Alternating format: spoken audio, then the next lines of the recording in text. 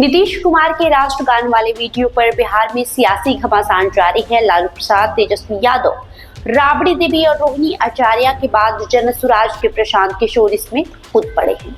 इस मामले पर वे तेजस्वी यादव के साथ हैं। उन्होंने कहा है कि सीएम ने सचमुच राष्ट्रगान का अपमान किया है क्योंकि उनका मानसिक स्वास्थ्य ठीक नहीं है।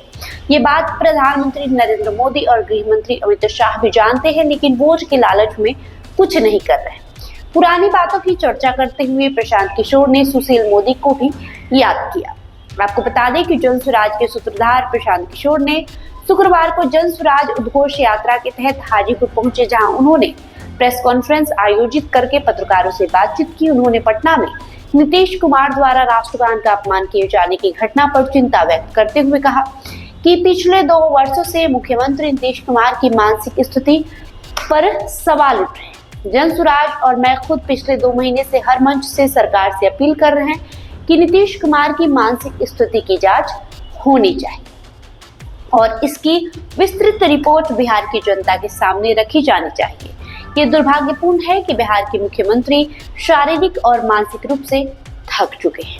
आपको बताएं, पीके ने कहा कि अब नीतीश कुमार सरकार चलाने और फैसले लेने के लिए पूरी तरह स्वस्थ नहीं है। हालांकि आश्चर्य की बात यह है कि प्रधानमंत्री नरेंद्र मोदी और गृह मंत्री अमित शाह भी इस बात से वाकिफ है कि नीतीश कुमार की मानसिक स्थिति ठीक नहीं है, लेकिन दिल्ली की सरकार चलाने के लिए वे बिहार की जनता के साथ अन्याय कर रहे हैं। इसके साथ ही प्रशांत किशोर ने यह दावा किया कि जब भी नीतीश कुमार सार्वजनिक मंचों पर मौजूद होंगे तो कल जैसी घटनाएं दोहराई जाएंगी।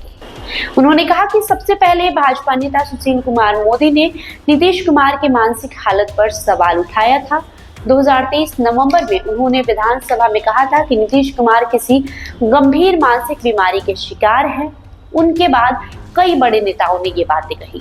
बीपीएससी आंदोलन के दौरान सरकार के कई बड़े नेता और अधिकारियों को बातचीत से ये पता चला कि नीतीश कुमार इस स्थिति में नहीं है कि विषयों का संज्ञान लेकर कोई अहम फैसला कर सके। अगर कोई सिपाही भी बनता है तो उसका मेडिकल होता है, लेकिन मुख्यमंत्री के स्वास्थ्य पर बार बार चर्चा होने पर भी कुछ नहीं होता है।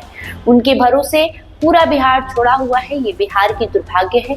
इसके लिए भाजपा वाले भी दोषी हैं। पीएम नरेंद्र मोदी और गृह मंत्री अमित शाह को भी ये पता है, लेकिन बिहार को हाशिए पर छोड़ रखा है ताकि केंद्र में सरकार चलाने के लिए बिहार से सांसद मिलते रहे। तो आपको बता दें कि नीतीश कुमार कल एक उद्घाटन समारोह में पहुंचे थे, जहां राष्ट्रगान चल रही थी और इस दौरान नीतीश कुमार अपना आपा खो बैठे थे। वे लगातार हंसी मजाक कर रहे थे, कुछ कुछ इशारे कर रहे थे, बातचीत कर रहे थे। हालांकि इस दौरान उनके बगल में खड़े एक शख्स ने उनके हाथ को नीचे किया। बावजूद इसके वो लगातार अपनी गतिविधियां जारी रखे और उनके भी हाथों पर हाथ रख के कुछ बात करने लगे, जिसके बाद ये वीडियो सोशल मीडिया पर जमकर वायरल हो रहा है। विपक्ष लगातार इस पर निशाना साध रही है। एक तरफ कहा जा रहा है कि नीतीश कुमार ने राष्ट्रगान का अपमान किया है, वहीं दूसरी ओर नीतीश कुमार के मानसिक हालात और उनके स्वास्थ्य पर बड़े सवाल खड़े हो रहे हैं। न सिर्फ विपक्ष बल्कि जनसुराज के सूत्रधार प्रशांत किशोर ने भी इस मामले में अब बड़ा बयान दिया है।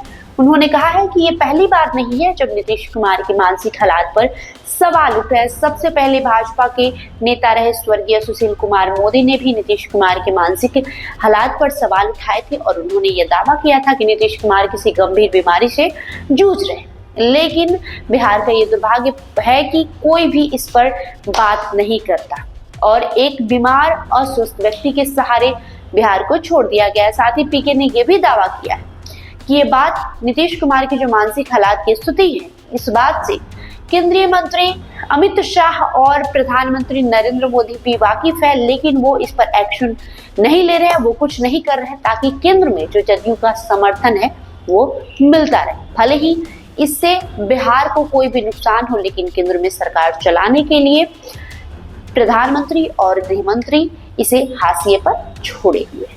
ये तमाम बातें प्रशांत किशोर ने कही है। हालांकि आपकी क्या राय है, हमें कमेंट बॉक्स में लिखकर जरूर बताएं। बहुत बहुत शुक्रिया।